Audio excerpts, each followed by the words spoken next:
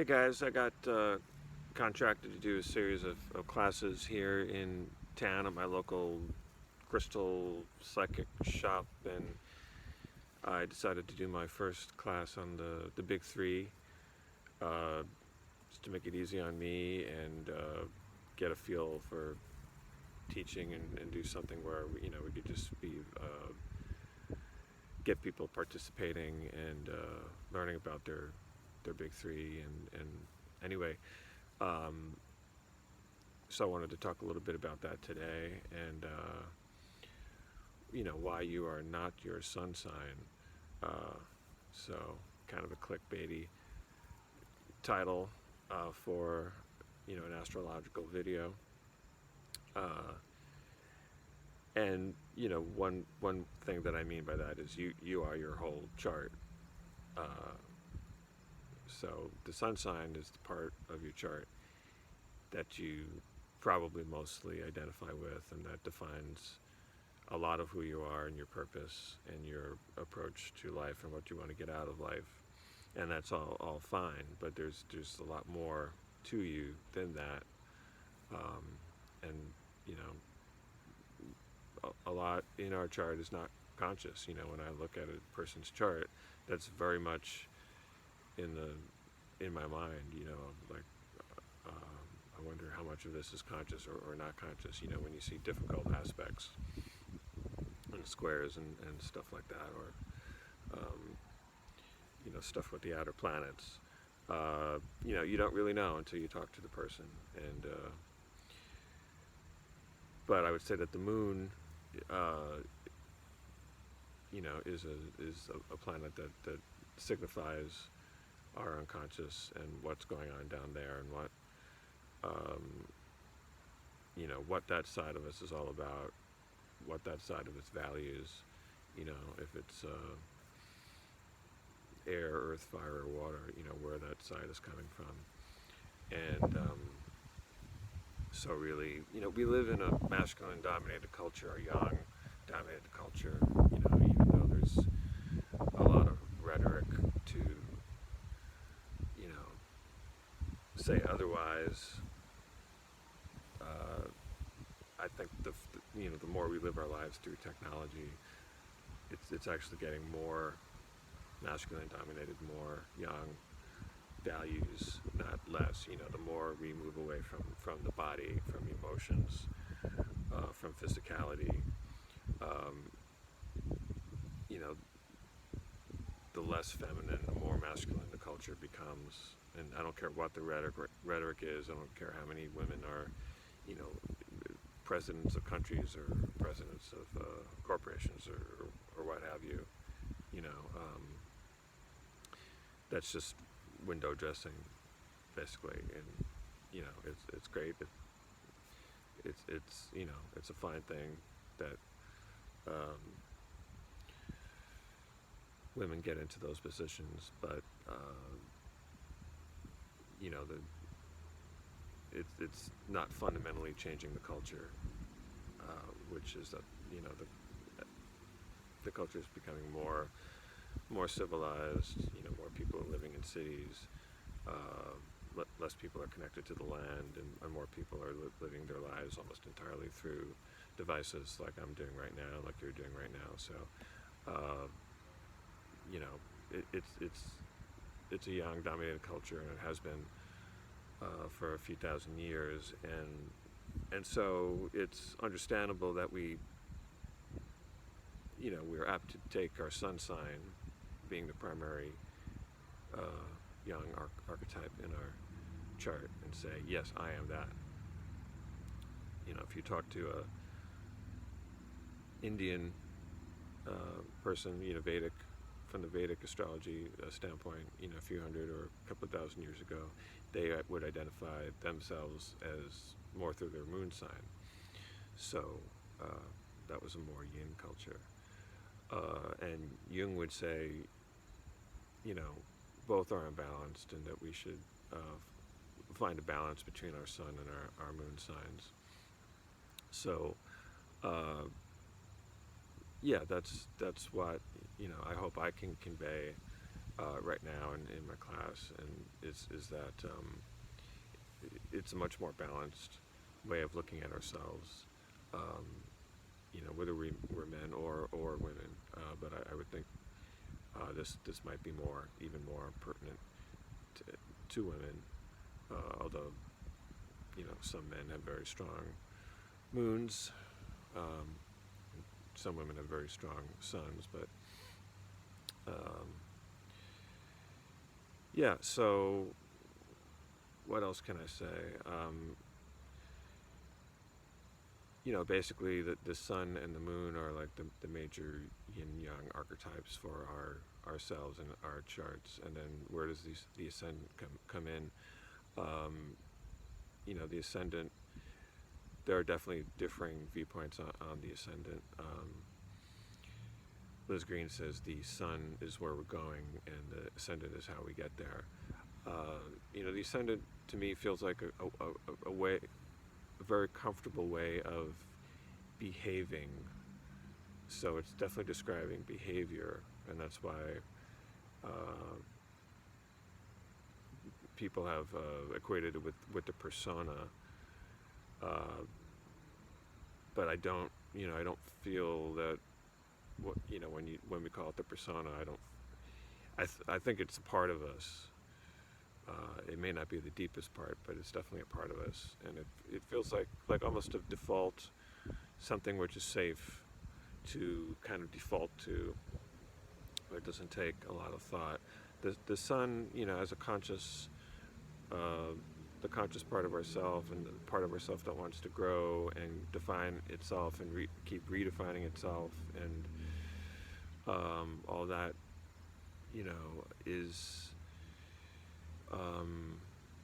it's a part that takes work and it takes time, and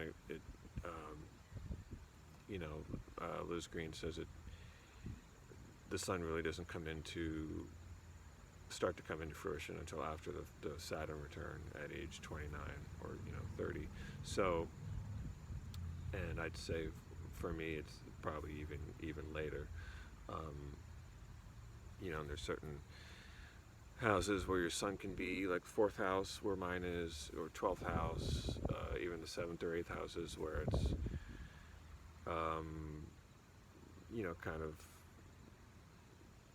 in a place, maybe even the 11th house, where it's in a place where it's not either hidden in the water houses, 4, 8, and 12 of those water houses, where things can be hidden, or it's focused on other people, like houses 7 and maybe 11 too. So that's one issue we could have with the sun, and also we have to look at aspects. My sun is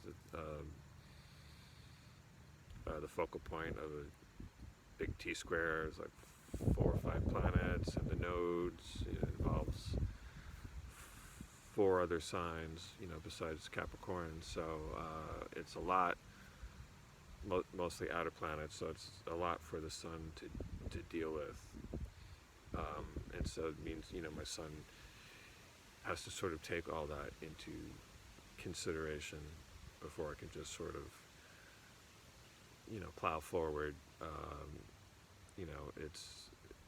It's supposed to be in a cardinal sign, but it's got a lot of baggage, to deal with before that train can kind of get going. So, well, look, I don't know if I'll have time to get into the nitty-gritty in the class like that, but we will look at how the sun and the moon and the ascendant operate. For instance, my sun in Capricorn really likes to set up disciplines for me to do, and then my moon in Aquarius really doesn't like that, so for a long time I just thought, I'm not Capricornian because I don't have any discipline. But in fact, there is a part of me that really does try to set up the discipline, and I think discipline does work for me but it has to be, it's delicate. It has to, really be like, I almost have to kind of sneak it in with that Aquarius moon. It can't be like heavy-handed. Like for me, it can't be like, oh, I have to do it every day, and if I don't do it every day, I fail. That just totally doesn't work. For me, if I do it every day, great. If I don't, if I miss a day here and there, no problem. And then, if it turns out I need to do something different, then I'll do something different. So, and if I handle it like that, then I can allow that Capricorn sun to do its thing, because it does want to put structure into my life, but I have to be careful not to upset my Aquarius moon, or else there's just a huge battle going on. And then the other part of it is the Virgo ascendant. The certain things, like say I want to do a post every day. That's a discipline that the Capricorn part of me would want to do. I'll do a post every day. I'll do a certain number of videos per week, and the Virgo part of me is definitely going to have something to say about that, and it's wanting not to stamp everything with its stamp of approval, because not everything's going to be perfect. So that's another part I've had to deal with. You would think Capricorn and Virgo, since they're both earth signs, and they're trying, they go along real well together. And in many cases, they have. I was able to become a very good musician. I think with the help of those two planets, but they can get in the way of each other too, because the Virgo has a real hard time learning new things and not wanting to make mistakes and appear, especially in public. But the Capricorn kind of wants to be in public, wants to, being associated with the 10th house, it wants to sort of make its mark on the world, and the Virgo is like, but what if they don't like me? So, definitely, and my Sun and Virgo are not just trine by sign, but they're actually trine. My Sun and my Ascendant are trine by like 1 degree. It's a very strong trine. So that's a subject for a whole nother talk. But that goes to show that trines aren't always easy. There can still be difficulties with blending. So I think I'll end here, and hope this finds everybody well, and I hope you can kind of expand your vision of yourself. If you're one of 12 suns, you're one of 12. If you take sun plus moon, now you're one of 144. If you take all three, sun, moon, ascendant, that makes 1,728 combinations. So definitely a lot of room for uniqueness when you look at your big three. And so if you're not doing that already, have fun doing that, and talk again later. Bye-bye.